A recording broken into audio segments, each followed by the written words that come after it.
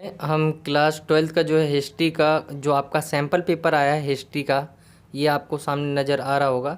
ये आपका हिस्ट्री का सैम्पल पेपर है, सीबीएसई की तरफ से जो है इंग्लिश मीडियम में आया था। हमने इसे जो है हिंदी में कन्वर्ट किया है, पूरा सेम कन्वर्ट किया गया है। जैसा आप देख रहे होंगे यहाँ पे हिस्ट्री है, ये आपका टर्म 1 का जो है क्वेश्चन पेपर है, 2021 और 22 का है, और ये क्लास ट्वेल्थ के लिए है। यहाँ पे अगर क्वेश्चन पेपर और बात करें आगे की, तो यहाँ पर आपका जो टाइम दे रखा है 90 मिनट का दे रखा है। आपका जो पेपर होगा वो आपका 90 मिनट का होगा, और साथ ही जो है ये जो क्वेश्चन पेपर है, ये जो इसके अंक है वो 40 नंबर के आपके फर्स्ट टर्म में आएंगे। 40 नंबर के क्वेश्चन जो है आपके इसमें है। साथ ही जो है कुछ सामान्य निर्देश है, जैसे कि पेपर जो है, पहला निर्देश दे रखा है कि पेपर को जो है 4 भागों में डिवाइड किया गया है, ए, बी, सी और डी। 4 भागों में जो है पेपर को डिवाइड किया गया है। दूसरा है खंड ए में, यहाँ पे बताया हुआ है कि आपका जो खंड ए है, खंड ए में जो है कुल जो प्रश्न है वो 24 है, और उसमें से आपको जो है 20 प्रश्न करने हैं। यहाँ पे आपको बता दिया है। ये पढ़ना क्यों ज़रूरी है, क्योंकि आपका जो है ये एक नया जो है क्वेश्चन पेपर है, नए प्रोग्राम से है, मतलब आपका नया पैटर्न है, उसी के अकॉर्डिंग है। तो आपको इसको ज़रूर पढ़ना चाहिए, क्योंकि पहले जो पैटर्न था उसमें तो ईजिली आपको सभी पहले की चीज़ें होती थी, आपको पता ही होगा। लेकिन इस बार क्या हुआ है, कुछ चेंजेस हुए, तो एमसीक्यू टाइप जो है आपके ऑब्जेक्टिव क्वेश्चन आने हैं। तो इसीलिए खंड ए में जो है आपके 24 प्रश्न है, उसमें से 20 करने हैं। खंड बी में 22 प्रश्न है, उसमें से आपको 18 करने हैं। खंड सी में 12 प्रश्न है, और ये जो खंड जो सी है, इसमें जो है आपको जो केस आधारित प्रश्न, यानी आपको जो है पैसेज टाइप दे देंगे, उसमें से आपसे क्वेश्चन पूछा जाएगा, और उसमें टोटल 12 क्वेश्चन होंगे, तो उसमें से 10 करना है। और जो खंड लास्ट है डी आपका, उसमें बताया गया है कि आपके जो है 59 और 60, ये जो दो क्वेश्चन हैं ये मानचित्र पर आधारित होंगे। ये जो क्वेश्चन आएंगे मानचित्र से आएंगे आपके। और कुछ लास्ट है आपका जो सामान्य निर्देशों में आपके 2 है, जिसमें बताया गया है कि सभी जो प्रश्न है उसके अंक समान है, सभी 1 नंबर का ही है, और इसके लिए आपको कोई नेगेटिव मार्किंग नहीं है इसमें। जैसे आपने 3-4 क्वेश्चन गलत कर दिया तो उसके बदले आपको जो सही किया वो गलत नहीं जाएंगे। तो ये बता रखा है आपका इस क्वेश्चन पेपर में। और आप जो ये क्वेश्चन पेपर देख रहे होंगे सेम, इसमें टाइम लगा है क्योंकि इसे हमने सेम जो है ट्रांसलेट करने की कोशिश करी है। जैसा क्वेश्चन पेपर होता है वैसा ही इसे ट्रांसलेट करने की कोशिश की गई है। आगे देखते खंड का में जो है सबसे पहला जो आपका प्रश्न पूछा गया है कि जो निम्नलिखित में से the story of Indian archaeology जो पुस्तक है, आर्कियोलॉजी जो पुस्तक है, इसके जो लेखक थे वो कौन थे। आपके सामने ऑप्शन है, ए है रेम व्हीलर, बी है आपका जॉन मार्शल, सी है एस.एन. रॉय, और डी है आपका राखलदास बनर्जी। तो इसमें जो है आंसर है इसका आपका सी आंसर जो है वो राइट आंसर है। एस.एन. राय जो है इसका राइट आंसर है। The story of Indian archaeology पुस्तक के लेखक ये थे। आज की ये वीडियो जो है बहुत थोड़ी नहीं, बहुत ज़्यादा ही लंबी हो सकती है, क्योंकि हम पूरा क्वेश्चन पेपर सोल्व करने वाले, साथ में आंसर भी बताने वाले, और पूरा क्वेश्चन पेपर देखने वाले आज की इस वीडियो में। पहला क्वेश्चन हो गया। दूसरे क्वेश्चन पे आते, तो यहाँ पे पूछा गया दूसरा क्वेश्चन जो है आपका कि निम्नलिखित में से कौन सा भारतीय पुरातत्व सर्वेक्षण के ASI के पहले महानिदेशक थे, यानी भारतीय पुरातत्व के पहले डायरेक्टर जनरल कौन थे। ये थोड़ा जो है इंग्लिश में था, उसको हिंदी में ट्रांसलेट किया गया तो ज़्यादा शुद्ध हो गया। यहाँ से आपसे पूछा जाता है कि पहले डायरेक्टर जनरल कौन थे भारतीय पुरातत्व सर्वेक्षण के। तो यहाँ पे आपके सामने ऑप्शन है, ए है आपके सामने अलेक्जेंडर कनिंघम, बी है हैरोल्ड हरग्रीव्स, दयाराम साहनी और जॉन मार्शल। इसका जो राइट आंसर है वो है आपका अलेक्जेंडर कनिंघम। ये जो है इसका राइट आंसर है। ये जो मैं सारे आंसर बता रहा हूँ वो आंसर की आपको दिया गया है सीबीएसई की तरफ से, और ये आंसर मैं वहीं से आपको बता रहा हूँ। अगला क्वेश्चन देखते हैं। निम्नलिखित धार्मिक प्रथाओं में से कौन सी एक हड़प्पा संस्कृति से अपरिचित और असामान्य प्रतीत होती थी। हड़प्पा सभ्यता में ऐसी कौन सी धार्मिक प्रथा थी जो हड़प्पा संस्कृति से हमें बहुत अलग और असामान्य प्रतीत होती थी। तो देवी माँ, पुजारी राजा, यौगिक मुद्रा मोहर और सांस्कृतिक यज्ञ। तो हमने देवी माँ ये सारी चीज़ें देखी है, पुरोहित राजा की हमें थोड़ी थोड़ी जो है अवशेष भी मिले हैं, यौगिक मुद्रा महर ये भी पाया गया है, लेकिन सांस्कृतिक यज्ञ जो है ये थोड़ा अलग सा हमें दिखाई देता है हड़प्पा सभ्यता में। तो असामान्य कौन सा हमें प्रतीत होता है? ऑप्शन डी जो है आपका राइट आंसर है। अगला क्वेश्चन देखते हैं, निम्नलिखित में से कौन सा भारत का सबसे पुराना स्तूप है? सबसे प्राचीन स्तूप की बात हो रही है यहाँ पर। आपके सामने ऑप्शन है, कुछ आगे बताया भी गया है कौन सा भारत का सबसे पुराना स्तूप है, और इसमें थोड़ा आपको वो दे दिया गया है ताकि आप जान भी लो, हिंट दे दिया आपको कि और मौर्य राजा अशोक द्वारा बनवाया गया था। ये आपसे ये भी क्वेश्चन पूछ सकता है कि सबसे पुराना भारत का स्तूप कौन सा था, और ये भी पूछ सकता है कि सबसे पहले राजा अशोक द्वारा बनवाया गया स्तूप कौन सा था, नाम बताइए। तो आपके 2 क्वेश्चन ऐसे पूछे जा सकते हैं। तो इसका जो राइट आंसर है आपके सामने ऑप्शन है, जैसे शांति स्तूप, अमरावती स्तूप, सांची स्तूप और नागार्जुन कोंडा स्तूप। तो ये जो स्तूप है इसका आंसर जो है राइट आंसर है वो है सांची स्तूप। सांची का स्तूप जो है सबसे पुराना स्तूप है भारत का, और साथ ही जो मौर्य राजा थे अशोक उनके द्वारा बनवाया गया था। आंसर मैंने टाइप कर दिया है, साथ ही ये पीडीएफ जो है मैं टेलीग्राम ग्रुप में भेज दूंगा क्लास 12 के, अगर आपको डाउनलोड करना हो तो वहाँ पे आप जा सकते हैं। मैं लिंक नीचे जो है डिस्क्रिप्शन में आपको प्रोवाइड करवा दूंगा। तो यहाँ पे बात करते हैं क्वेश्चन नंबर 5 की, निम्नलिखित में से कौन सा पहलू जैन धर्म या तीर्थकर के अर्थ का वर्णन करता है?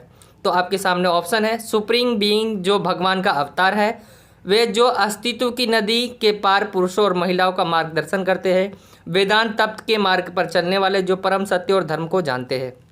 तो इसमें पूछा गया है कि जैन धर्म जो है यानी तीर्थकर का जो अर्थ का है वो वर्णन करता है। तीर्थकर के अर्थ क्या है इसमें आपको ऑप्शन दिया हुआ है, उसमें आपको बताना है।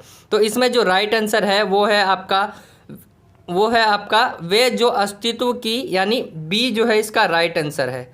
आपके सामने ये बी दिख रहा होगा यहाँ पर, वे जो अस्तित्व की नदी पार पुरुषों और महिलाओं का मार्गदर्शन करते हैं, ये इसका राइट आंसर है तीर्थकर का। अगला क्वेश्चन देखते हैं।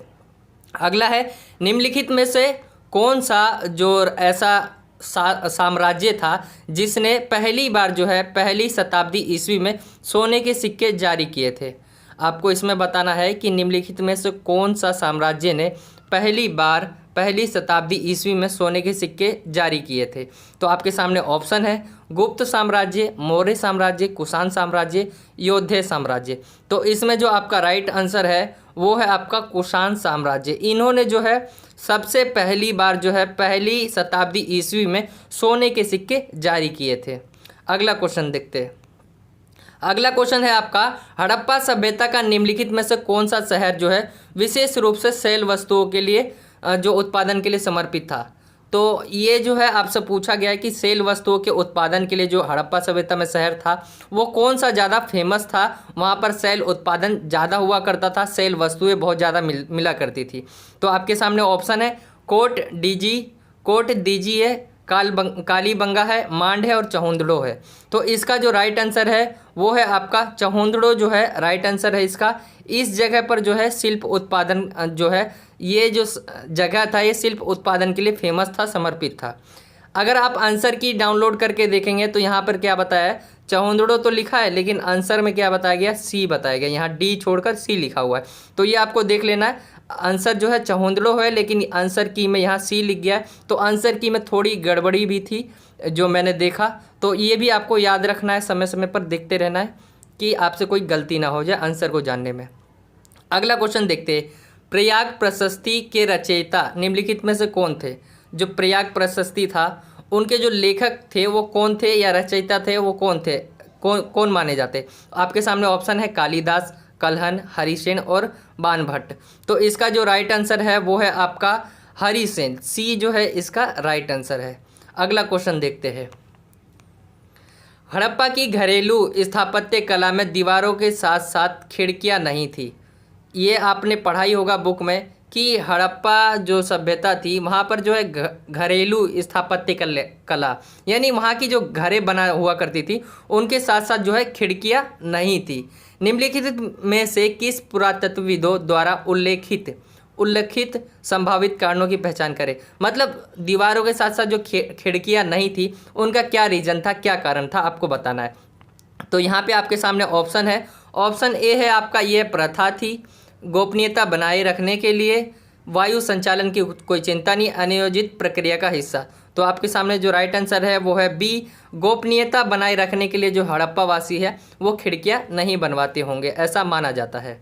अगला क्वेश्चन देखते हैं। मैं पूरा एक्सप्लेन नहीं कर रहा हूँ क्योंकि वैसे ही ये जो मैं आपको जो क्वेश्चन पेपर करा रहा हूँ ये करीब बहुत ज़्यादा टाइम का हो जाएगा, बहुत लंबी वीडियो हो जाएगी। तो डायरेक्ट मैं आंसर बता रहा हूँ, थोड़ा थोड़ा हिंट दे रहा हूँ मैं हर एक क्वेश्चन में। जैसे अगला क्वेश्चन है, महाभारत के जो रचना है पारंपरिक रूप से किसी एक ऋषि को जो है जिम्मेदार ठहराया गया। जो महाभारत है वो तो कई सालों तक लिखी गई, लेकिन उसके रचयिता को किसी एक व्यक्ति को जो है ठहराया जाता है जिम्मेदार, वो कौन है आपको बताना है। वैसे जो महाभारत है उसके कोई एक रचयिता नहीं है रियल में, लेकिन किसी एक को जो है वो श्रेय दिया गया है कि इनके रचयिता ये है।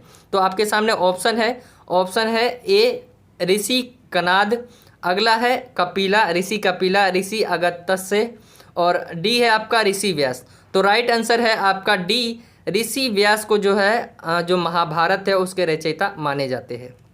अगला क्वेश्चन देखते हैं। अगला है, निम्नलिखित में से किसने 15वीं शताब्दी ईस्वी में मतलब 15वीं शताब्दी में जो है विजयनगर साम्राज्य की यात्रा की और उसके साम्राज्य की किलेबंदी से बहुत प्रभावित हुआ था। मतलब एक व्यक्ति था जिसने जो है विजयनगर साम्राज्य की यात्रा करी थी और वहाँ वो जो किलेबंदी देखा, वहाँ के जो शहर थे वो किलेबंद थे, मतलब चारों तरफ से घेरे जाते थे, तो उनसे वो बहुत प्रभावित हुआ। तो वो कौन थे जिन्होंने यात्रा करी थी और जो बहुत प्रभावित हुए थे किलेबंदी से। आपके सामने ऑप्शन है Duarte Barbosa, Abdul Razzaq, Colin Mackenzie और डोमिंगो पेस। तो इसमें से जो राइट आंसर है वो है आपका सी, कॉलिन मैकेंजी जो है इससे बहुत प्रभावित हुए थे, वहाँ पर जो किलेबंदियाँ की गई थी और इन्होंने जो है विजयनगर साम्राज्य की यात्रा भी करी थी। अगला क्वेश्चन देखते हैं 12वां, निम्नलिखित में से कौन भिक्खुनी के रूप में नियुक्त होने वाली पहली महिला थी। मैंने जो है हिस्ट्री का जो आपका इम्पोर्टेंट चैप्टर वाइज जो निकलते हैं एमसीक्यू वो मैंने बताया था, और इसमें से कई सारे क्वेश्चन जो है वो उसमें आए हैं। तो आपको जो है वो ज़रूर वीडियो देखनी है क्योंकि उसमें और भी ऐसे क्वेश्चन हैं जो आ सकते हैं आपके एग्ज़ाम में। तो इसमें जो है ये भी क्वेश्चन आया हुआ है जो मैंने आपको जो कराया था आपके चैप्टर वाइज एमसीक्यू क्वेश्चन में। तो क्वेश्चन पूछा गया है, निम्नलिखित में से कौन भिक्खुनी के रूप में नियुक्त होने वाली पहली महिला थी। आपके सामने ऑप्शन है ए महाप्रजापति गौतमी, यशोधरा, महामाया और धमानंद। तो इसका जो राइट आंसर है वो है आपका महाप्रजापति गौतमी, जो कि पहली भिक्खुनी महिला थी।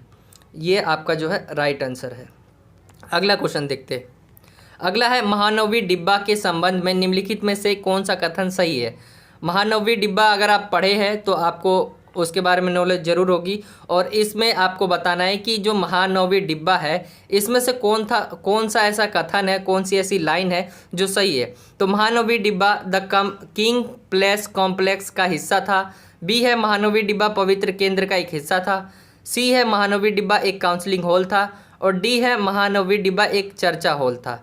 तो इसमें जो राइट आंसर है वो है आपका ए, महानवमी डिब्बा द किंग्स पैलेस कॉम्प्लेक्स का एक हिस्सा था, जहाँ पर राजा अपनी क्या करते थे, अपनी मतलब बहादुरी दिखाया करते थे, कितने शक्ति प्रदर्शन किया करते थे महानवमी डिब्बा पर।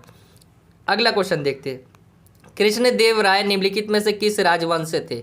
कृष्णदेव राय जो कि विजयनगर के राजा थे, जो उनको जो है किस राजवंश से संबंधित माना जाता है या है वो।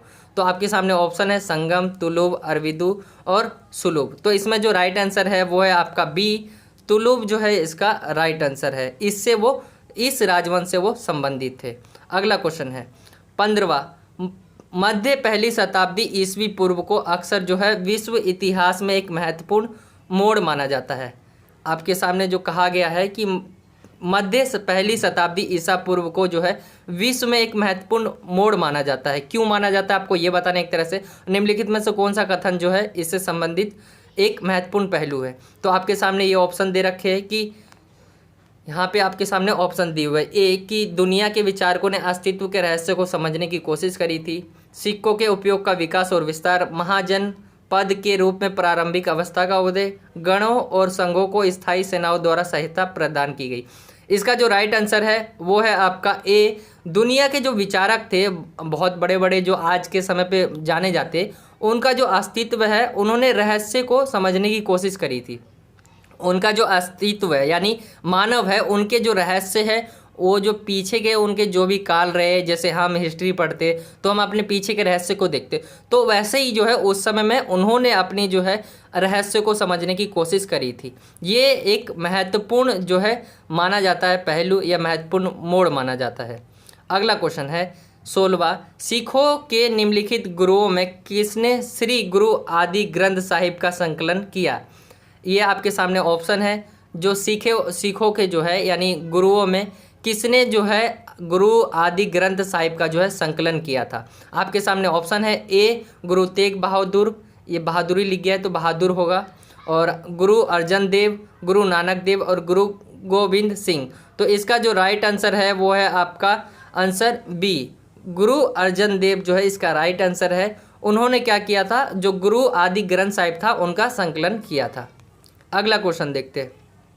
हड़प्पा की लिपि को रहस्यमय लिपि क्यों कहा जाता है? ये सबको पता ही होगा लगभग इस क्वेश्चन का आंसर। इनमें से आपको चयन करना है क्यों कहा जाता था। आपके सामने ऑप्शन है। ऑप्शन ए है जहाँ पे ये मिस्र की चित्र लिपि से मिलता है, चित्र लिपि से मिलता है, ये आपका यहाँ काट दिए, चित्र लिपि से मिलता जुलता है।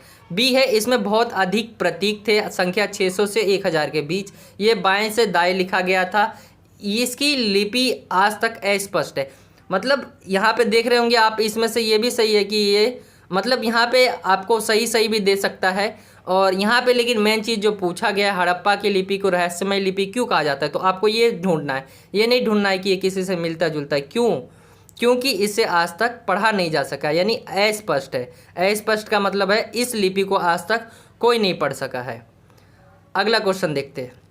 18वां, निम्नलिखित में से कौन सातवाहन वंश का सबसे प्रसिद्ध शासक था? सातवाहन की बात हो रही है। सातवाहन में ऐसा कौन सा शासक था जो सबसे प्रसिद्ध शासक था? आपके सामने ऑप्शन है। यज्ञ ऋषि सतकर्णी, सिमुका सतकर्णी, गौतमीपुर पुत्र श्री सतकर्णी और वशिष्ठ पुत्र सातकर्णी।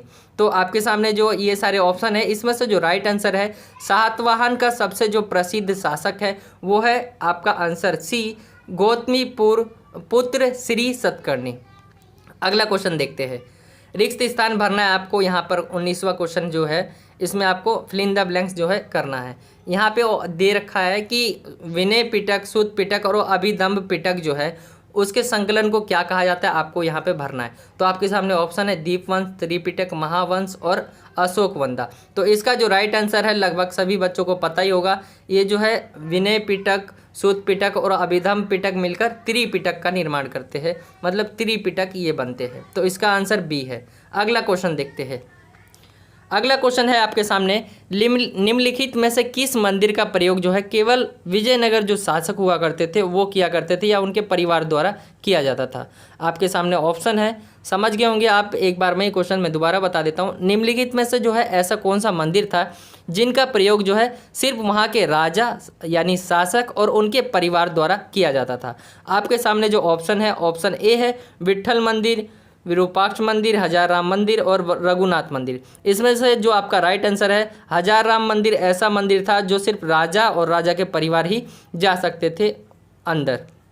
अगला क्वेश्चन है, निम्नलिखित में से कौन अर्थशास्त्र पुस्तक के लेखक थे? अर्थशास्त्र पुस्तक जो लेखक थे उनके बारे में आपको बताना है कौन थे इनमें से। आपके सामने ऑप्शन है बिंबिसार, अजातशत्रु, चाणक्य और बिंदुसार। तो इसमें से जो राइट आंसर है चाणक्य ने जो है अर्थशास्त्र पुस्तक की रचना करी थी। अगला क्वेश्चन देखते हैं। 22वां क्वेश्चन है, विजयनगर साम्राज्य में राय और नायक द्वारा निम्नलिखित में से कौन सी भाषा बोली जाती थी? यहाँ पर जो है आपके सामने ऑप्शन है। यहाँ पर जो है डायरेक्ट बता देता हूँ मैं आंसर, बहुत टाइम हो जाएगा ऐसे, कि जो विजयनगर साम्राज्य था वहाँ के जो राय और नायक हुआ करते थे तो कौन सी भाषा बोलते थे? तो इसका जो राइट आंसर है वो है आपका बी, कन्नड़ और तेलुगु जो है उनकी मतलब वो बोलते थे, वो उनकी भाषा थी, कन्नड़ और तेलुगु। आंसर बी हो जाएगा आपका। निम्नलिखित में से किस एक युद्ध ने विजयनगर साम्राज्य को कमजोर कर दिया। विजयनगर साम्राज्य का जो है एक अंत होने का कारण है या उनके कमजोर होने का कारण जो माना जाता है वो आपको बताना है कि एक युद्ध हुआ था विजयनगर साम्राज्य, विजयनगर का मतलब विजयनगर साम्राज्य से किसी का, तो वह कौन सा युद्ध था जिसने जो है इसको कमजोर कर दिया था। आपके सामने ऑप्शन है तालिकोटा का युद्ध, पानीपत का युद्ध, मैसूर की लड़ाई और श्रावणकोर की लड़ाई। तो इसमें से जो राइट आंसर है वो है आपका तालिकोटा का युद्ध, जो है ऐसा युद्ध था जिसने विजयनगर साम्राज्य को बहुत कमज़ोर कर दिया था। और यहाँ इस लड़ाई को जो है राक्षसी तांगड़ी का युद्ध भी कहते हैं, ये आपको याद रखना है। अगला क्वेश्चन देखते हैं। निम्नलिखित में से किस बेगम ने सांची जो स्तूप है उसका संरक्षण के लिए धन उपलब्ध कराया। मतलब उनकी बहुत बहुत बड़ा योगदान रहा सांची के स्तूप में उनके संरक्षण के लिए, ये पूछा गया है। धन उपलब्ध कराया था इन्होंने उनके जो सांची का स्तूप होता है उसको बचाने के लिए। तो कौन है इनमें से? शाहजहाँ बेगम, नूरजहाँ बेगम, रुकैया बेगम, नूर उन निसा बेगम।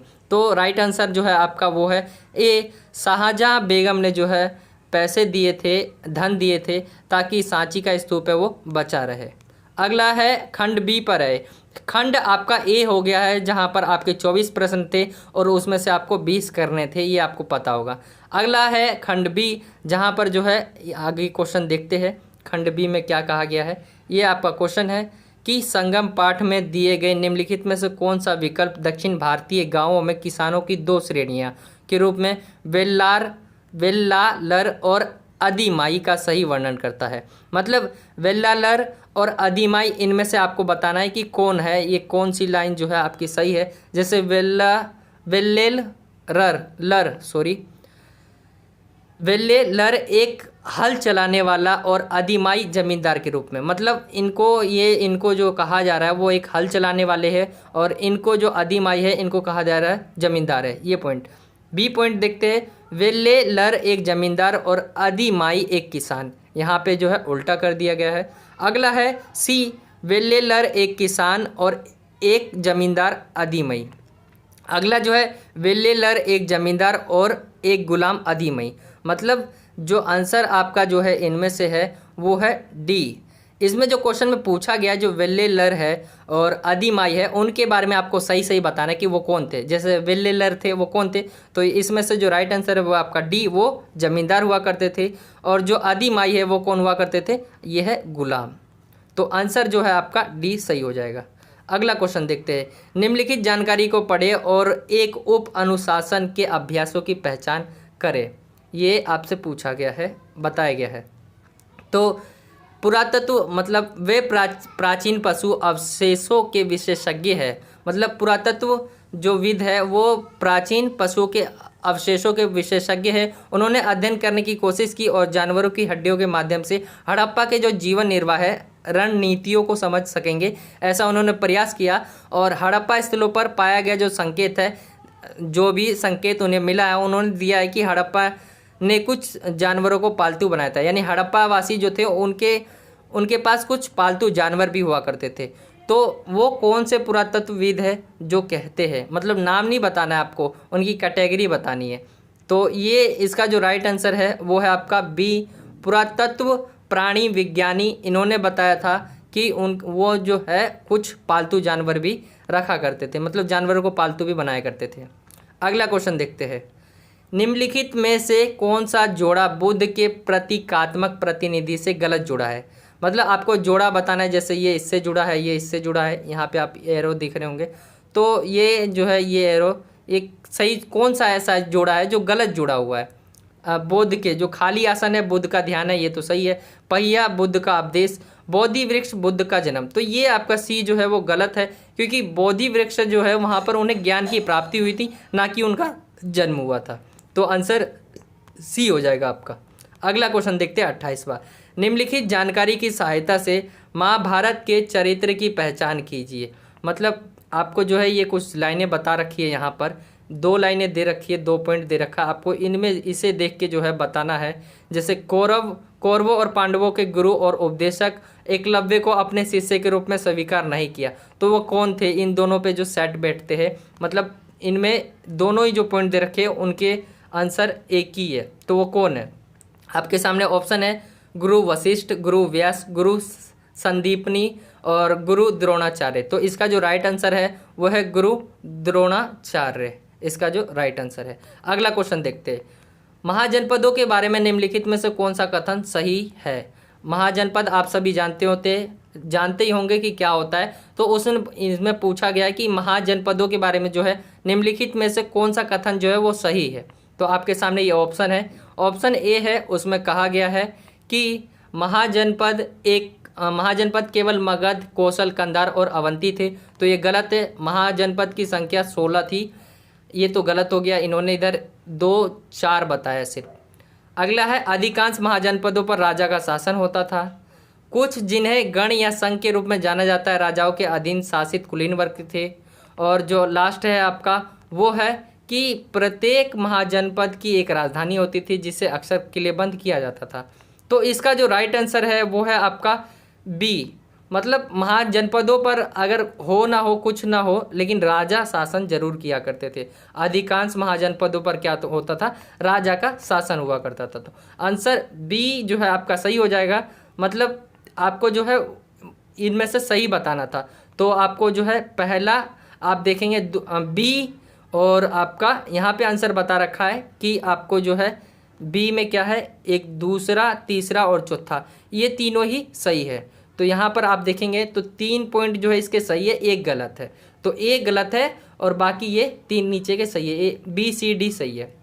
तीसरा क्वेश्चन देखते हैं।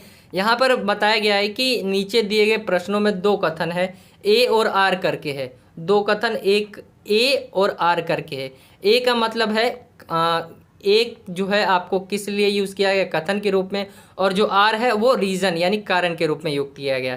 तो आपको ये इसमें बताना है कि ये सही है कि नहीं है।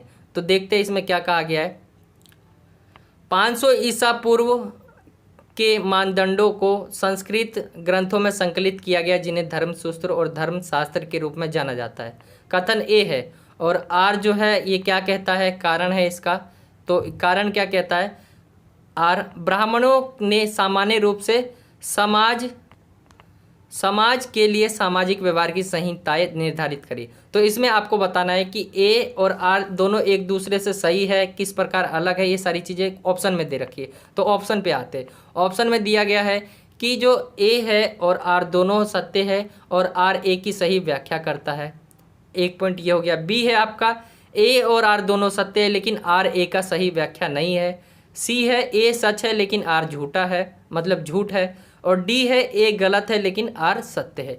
तो इसका जो राइट आंसर वो होगा ए, मतलब ए जो है, ए और आर दोनों सही है लेकिन जो आर है वो ए की सही व्याख्या नहीं करता।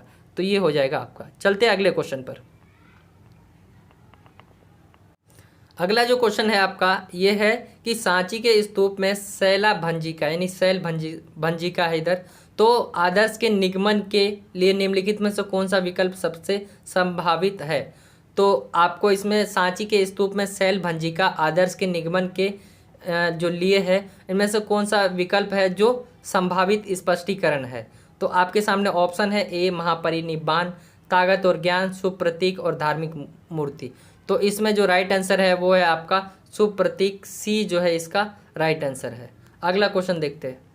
निम्नलिखित कथनों पर विचार करें। आपको जो है इन पर विचार करना और इसमें बताना है कि कौन सा सही है कौन सा नहीं सही है।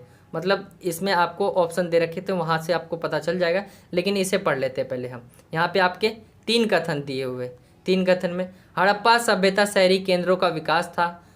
दूसरा दिया है हड़प्पा के शहरों की सबसे विशिष्ट विशेषताएं सावधानीपूर्वक नियोजित जल निकासी व्यवस्था थी। और डी आपका तीसरा जो है हड़प्पा की सड़कें और गलियों को एक अनुमानित ग्रिड पैटर्न के साथ तैयार किया गया था।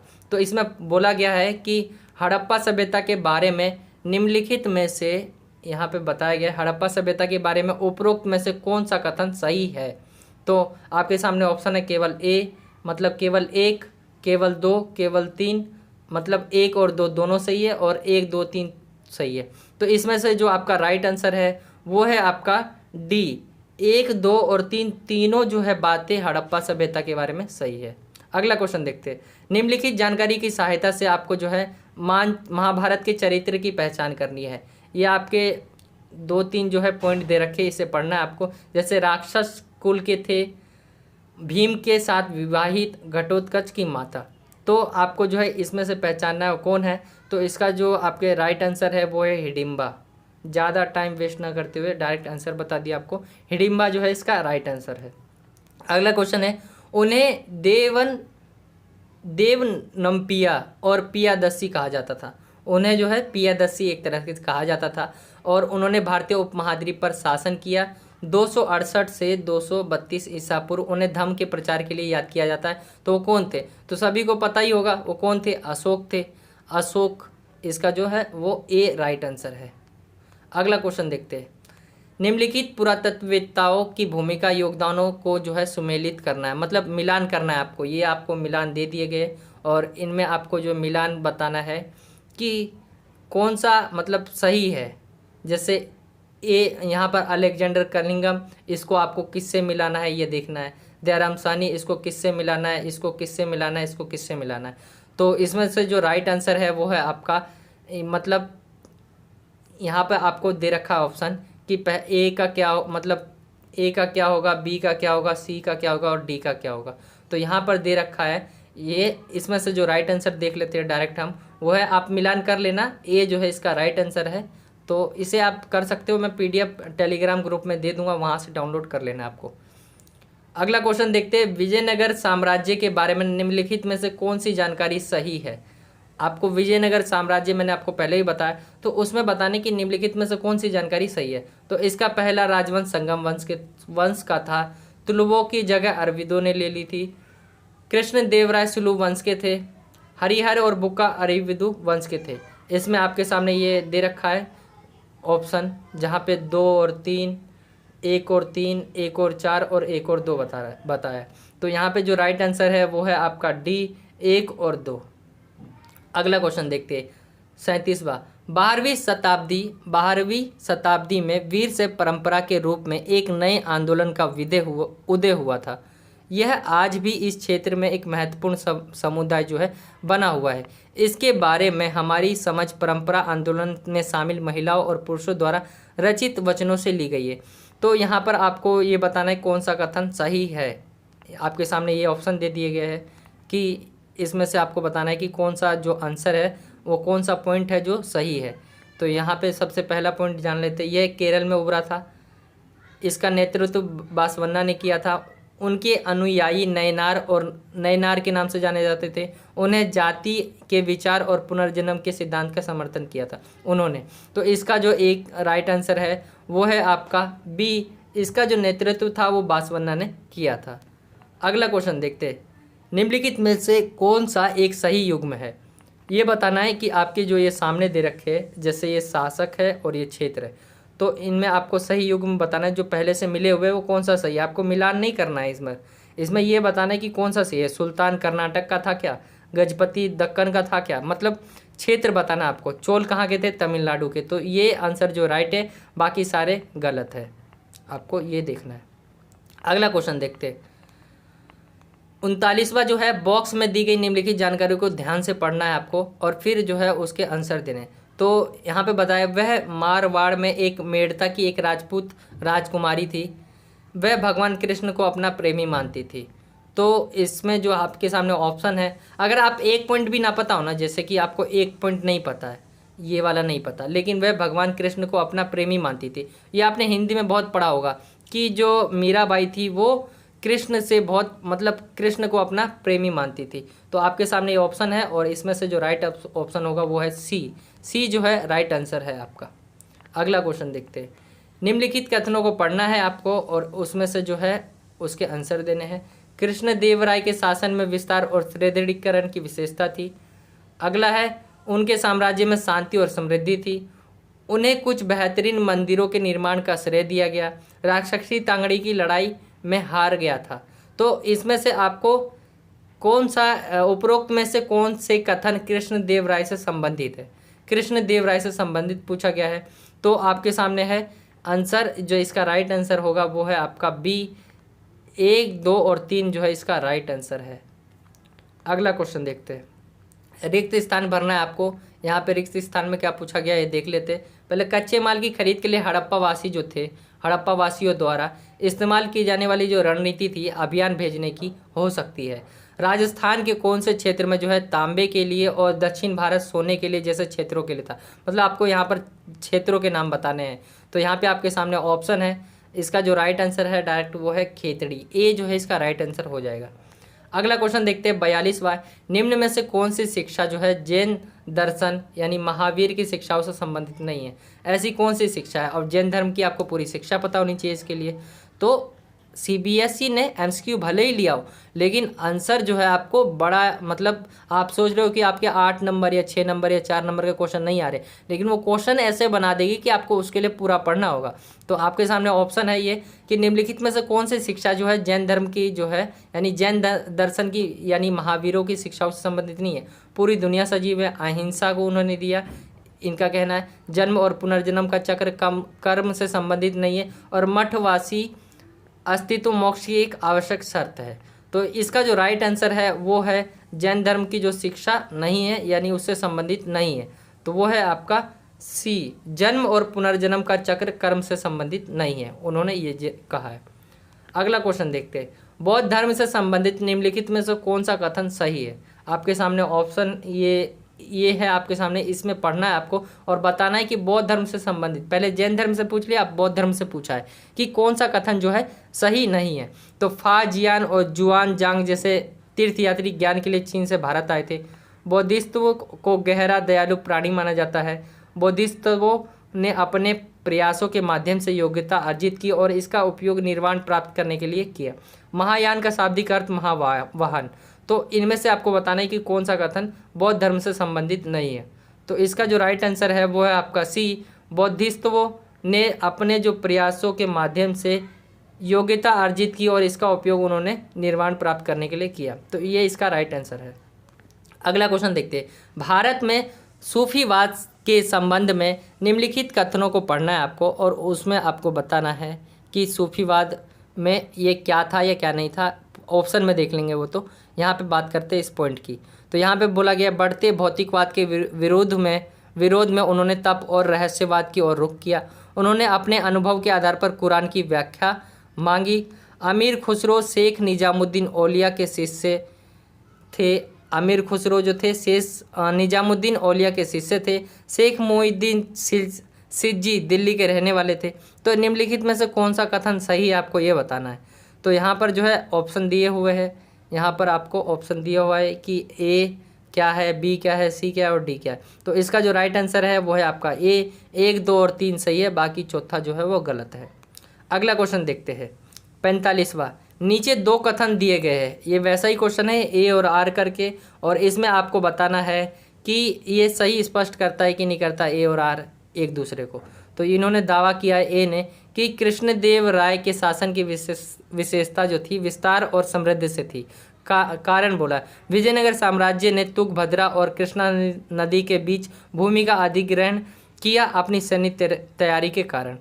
तो इसका जो कह रहा है कि अब पूछ रहा है कि इसमें उपरोक्त अभिकथन और कारण से पता करें कि निम्नलिखित में से कौन सा सत्य है। तो यहाँ पे आपके सामने ऑप्शन है, यहाँ पे बोला गया है ए और आर दोनों सत्य है, आर ए की सही व्याख्या करता है। बी बोला गया है जहाँ पर आपको कि बी ए और आर दोनों झूठ है, ए सही है और आर सही नहीं है, आर सही है लेकिन ए सही नहीं है। तो इसमें आपको राइट आंसर बताना है, तो वो है ए जो है इसका राइट आंसर है। ए और आर दोनों सत्य है, आर ए की सही व्याख्या करता है। तो ये आपका हो जाएगा आंसर।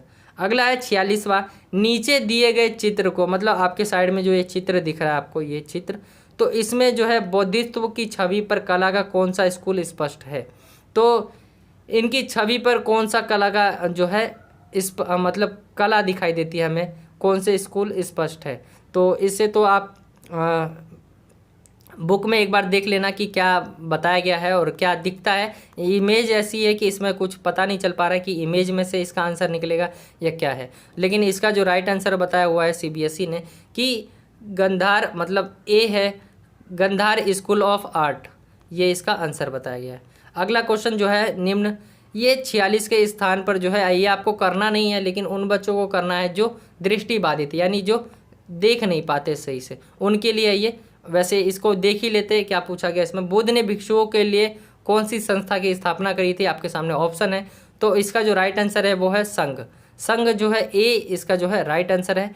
वैसे ये आप सभी के लिए नहीं है, ये 46वें के स्थान पर है। मतलब जो हमने वो इमेज वाला देखा था ये 46वां क्वेश्चन था। तो इसके स्थान पर जो है ये दिया गया है उन बच्चों के लिए जो दृष्टिबाधित है। और इसका राइट आंसर जो है ए है संघ। अब सेक्शन सी है आपका खंड सी, स्रोत आधारित प्रश्न आएंगे इसमें, स्रोत आधारित प्रश्न। तो इसमें आपको जो है पढ़ना है सभी को और बताना है। इसमें टोटल जो 12 प्रश्न है जैसा कि मैंने आपको बताया था, उसमें से आपको 10 करने हैं। तो यहाँ पर जो आपके स्रोत आधारित प्रश्न जो है इस तरह से है, जैसे आप ये सब पढ़ लेना पूरा, ये आपको पूरा पढ़ना है।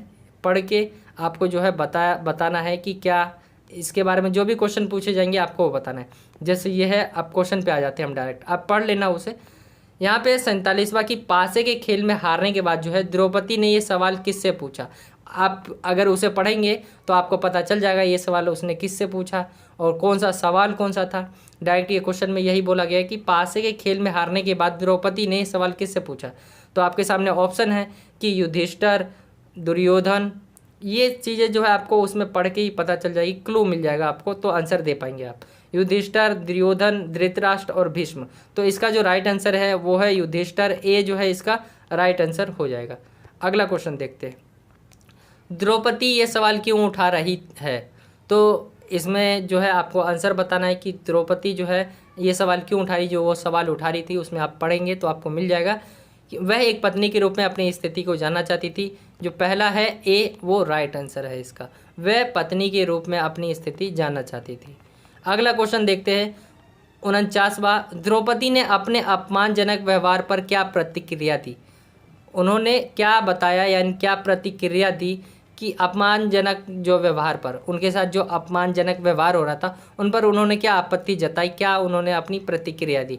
तो आपके सामने ये ऑप्शन है, ऑप्शन ए है जिसमें उसने अपनी संपत्ति और स्वामित्व के कानूनी मुद्दों को उठाया। बी है उन्होंने पितृसत्तात्मक विवाह के संदर्भ में चुनौती दी। सी है वे परम स्वामी और स्वामी की आकृति का प्रतीक थी। और डी है आपका वह एक पत्नी के रूप में जिस व्यवहार का सामना कर रही थी उस पर एक सदमे और निराशे में रोई थी। तो ये डी जो है ये राइट आंसर है आपका। अगला क्वेश्चन देखते हैं 50वां, धृतराष्ट्र ने अंत में क्या प्रतिक्रिया दी। आपके सामने ये ऑप्शन दे रखे, ए धृतराष्ट्र ने पांडवों और द्रौपदी के व्यक्तित्व स्वतंत्रता बहाल की। बी है ऐसी, आपका सी है, आप पढ़ लेना इसे। और इसमें जो राइट आंसर हो जाएगा वो है ए जो है इसका राइट आंसर हो जाएगा। ये सारे क्वेश्चन आपको उसमें दे रखे होंगे, उसको पढ़ना है आपको और उसका जो है राइट आंसर आपको उसमें क्लू मिल जाएगा, आंसर भी मिल जाएगा। तो यहाँ पर जो है अगला क्वेश्चन पूछा है कि जो इस मामले के आधार पर आप एक पत्नी के रूप में द्रौपदी की स्थिति का मूल्यांकन कैसे करते हैं। तो उसने अपने पतियों के व्यवहार पर आपत्ति जताई, उसके पास अपने पतियों की तरह जो है संपत्ति के अधिकार नहीं थे, परिवार का उस पर पूरा अधिकार था, वह अपने पतियों के प्रति घृणा की भावना रखती थी। तो इसका जो राइट आंसर है कि ए है इसका, उसने अपनी पतियों के व्यवहार पर आपत्ति जताई थी। ए जो है इसका राइट आंसर हो जाएगा। अगला क्वेश्चन देखते, 52वां क्वेश्चन है, द्रौपदी के प्रश्न जो है स्त्रीत्व से कैसे संबंधित है। तो जो द्रौपदी की जो भी प्रश्न पूछे गए वो स्त्रीत्व से कैसे संबंधित है। उन्होंने महिलाओं की स्थिति पर सवाल उठाया, उन्होंने पितृसत्तात्मक मानदंडों के लिए स्टैंड किया, मतलब खुद खड़ी हुई, उसने सभी निष्क्रिय प्रकृति के प्रश्न उठाए, उसने चुपचाप अपनी दुर्दशा स्वीकार कर ली थी। तो इसका जो राइट आंसर है वो है ए, उन्होंने जो है महिलाओं की स्थिति पर सवाल उठाया। अगला क्वेश्चन देखते हैं, ये बी है, इसमें भी आपको क्या है कि एक यहाँ पर जो है ये जो है यहाँ पे टॉपिक लिखा होगा एक भगवान यानी एक ईश्वर, ऐसा कुछ लिखा होगा और आपको जो है ये पढ़ना है पूरा। ये है कबीर के बारे में दे रखा है और उनके बारे में उन्होंने जो भी बोला है ईश्वर के बारे में उन्होंने यहाँ पे लिख रखा है। तो इसमें जो है आपको क्वेश्चन दिए हुए तो इसे आपको पढ़ना है और बताना है कौन सा आंसर राइट है। तो उसे पढ़ने से आपको जो है क्लू मिल जाएगा, साथ ही अगर आंसर भी मिल जाता तो सही है। निम्नलिखित विकल्पों में से कबीर के अर्थ को पहचानिए। कबीर का क्या अर्थ है। तो एक केश्वरवादी पहलू, बहुदेववादी पहलू, नास्तिक पहलू, ईश्वरीय पहलू। तो एक ईश्वरवादी पहलू, मतलब वो कहते थे एक ही भगवान है, सबको एक ही ने बनाया है और ये जो कहते हैं बहुदेव है, नास्तिक है, कोई ईश्वरीय पहलू, वो सिर्फ एक मानते हैं। अगला क्वेश्चन है 54वां, यहाँ पर जो ये था आपका 53वां था। अगला देखते हैं, कबीर ने ईश्वर या सर्वोच्च शक्ति के लिए अलग अलग नामों का इस्तेमाल किया। कबीर ने ईश्वर या सर्वोच्च शक्ति के लिए अलग अलग नामों का इस्तेमाल किया, इससे क्या कोई निष्कर्ष निकल सकता है? तो आपके सामने ऑप्शन है, परम वास्तविकता की अवधारणा, सगुण भक्ति में विश्वास, अनुष्ठान अंतर्दृष्टि प्राप्त करने का एक तरीका, और वास्तविकता मूर्तियों की पूजा करने में एक भगवान। तो आंसर जो हो जाएगा आपका ए हो जाएगा, परम वास्तविकता की अवधारणा।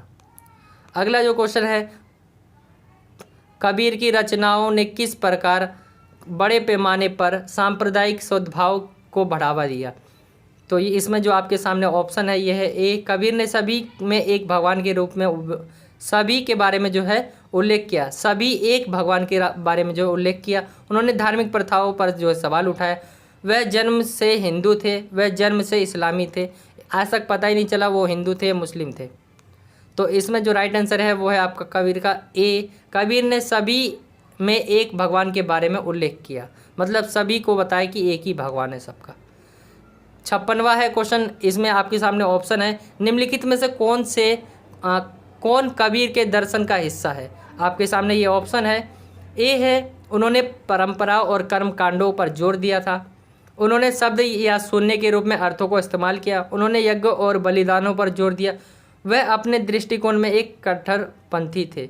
तो आंसर हो जाएगा आपका बी जो है इसका राइट आंसर हो जाएगा, जहाँ पे बोला गया है उन्होंने शब्द या शून्य के रूप में अर्थों का इस्तेमाल किया। अगला क्वेश्चन देखते हैं 57वां आपका जो है क्वेश्चन, वहाँ पे बोला गया है कि कबीर की कविता का साहित्यिक और दार्शनिक महत्व है।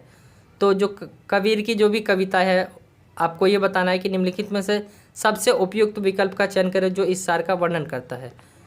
तो आपके सामने ऑप्शन है, ए है जहाँ पर वह भगवान वह है जिसके बस अलग अलग नाम है, भगवान सभी सगुण रूपों में निहित है, ईश्वर कर्म कांडों से अलग एक दर्शन है, भगवान पुनर्जन्म पर आधारित है।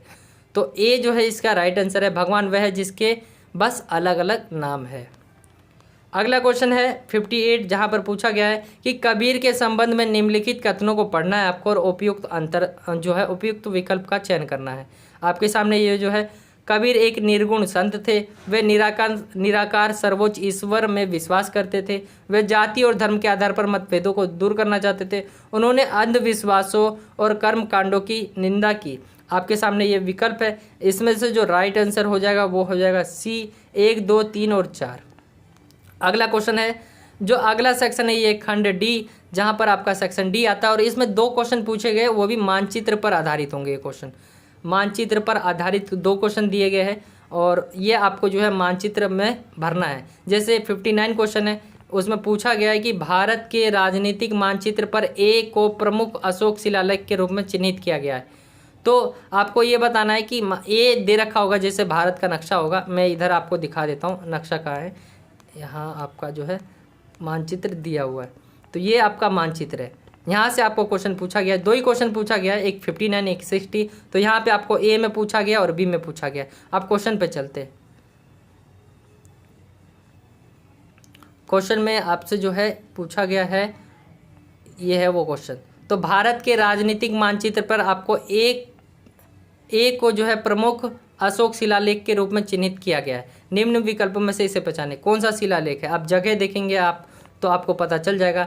इसमें से जो राइट आंसर है वो है गिरनार, ए इसका राइट आंसर है। ऐसी 60 है, इसी मानचित्र पर आपको बी को 2री शताब्दी ईसा पूर्व के महत्वपूर्ण नगरों के रूप में भी अंकित किया गया है। इन विकल्पों में से पहचान करना है आपको मथुरा, भृगु, कच्छा, श्रावस्ती और पुहार। इसका जो राइट आंसर है वो है आपका डी, पुहार जो है इसका राइट आंसर है। तो ये है आपका। 2 क्वेश्चन और दे रखे हैं, लेकिन वो दृष्टिबाधित छात्रों के लिए जो देख नहीं पाते हैं, तो उनके लिए है। जैसे ये क्वेश्चन पूछा गया है, उनकी आपको जो है 59 की जगह ये करना है, जो दृष्टिबाधित है उनको वो 59 और 60 नहीं करना है, फिर जो दृष्टिबाधित है। लेकिन ज़्यादा सभी बच्चे यही करते हैं, ये आपका दृष्टिबाधित नहीं होता है लगभग बच्चे। तो यहाँ पे आपसे क्वेश्चन पूछा गया, निम्नलिखित में से कौन सा मगध की राजधानी थी? तो आपके सामने ऑप्शन है अवंती, राजगीर, उज्जैन और तक्षशिला। इसका जो राइट आंसर है वो है राजगीर, मगध की राजधानी राजगीर। ये आपको भरना है ए में। और बी है ये आपका है निम्नलिखित में से किसके पास स्तंभ अभिलेख था। आपके सामने ऑप्शन है स्तंभ अभिलेख किसके पास था, तो इसके जो राइट आंसर है वो है आपका ए, टोपरा जो है इसका राइट आंसर है। तो ये आपका पूरा क्वेश्चन पेपर था सॉल्यूशन। आई होप कि आपको समझ आ गया होगा। और अगर आपको ये डाउनलोड करना है तो आप जो है टेलीग्राम ग्रुप में ज्वाइन हो जाइए, नीचे मैं डिस्क्रिप्शन में आपको लिंक प्रोवाइड करवा दूंगा। साथ ही जो है आप क्लासेस की वीडियो ज़रूर देखें।